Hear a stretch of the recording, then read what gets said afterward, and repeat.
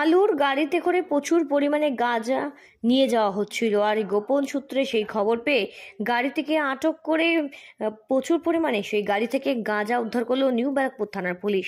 সোদপুর ঘোলা তালবান্দা এলাকায় গোপন সূত্রে খবর পেয়ে আলু ভর্তি একটি গাড়িকে আটক করে। সেই গাড়িকে আটক করলেই চক্ষু চড়ক গাছ হয় নিউ ব্যারাকপুর থানার পুলিশের। ৬২ কেজি গাঁজা উদ্ধার করে সেই গাড়ি থেকে। সূত্র মারফত জানা গিয়েছে, স্থানীয় রাজু মজুমদার নামে এক ব্যক্তির বাড়িতে আলু ভর্তি গাড়িতে এসেছিল, আর সেই আলুর বস্তার ভেতরেই এত পরিমাণ গাঁজা মজুত করে রাখা ছিল। আর অভিযুক্ত রাজু মজুমদারের বাড়িতে ইতিমধ্যেই তল্লাশি চালাচ্ছে নিউ ব্যারাকপুর থানার পুলিশ।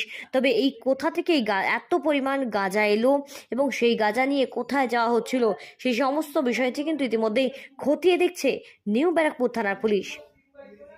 গোপন সূত্রে খবর পেয়ে সোদপুর ঘোলা তালবান্দা এলাকায় একটি আলু বোঝাই গাড়িকে আটক করে নিউ ব্যারাকপুর থানার পুলিশ, এবং সেই গাড়ি আটক করে যখন তল্লাশি চালাতে থাকে তখন সেই গাড়ির ভিতরে থাকা আলুর ভর্তি সেই বস্তা থেকে উদ্ধার হয় ৬২ কেজি গাঁজা।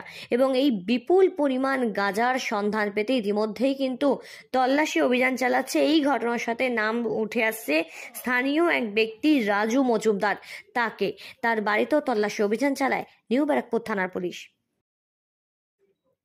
সোদপুর থেকে সৃঞ্জিনী পোদ্দারের রিপোর্ট, সঠিক বার্তা।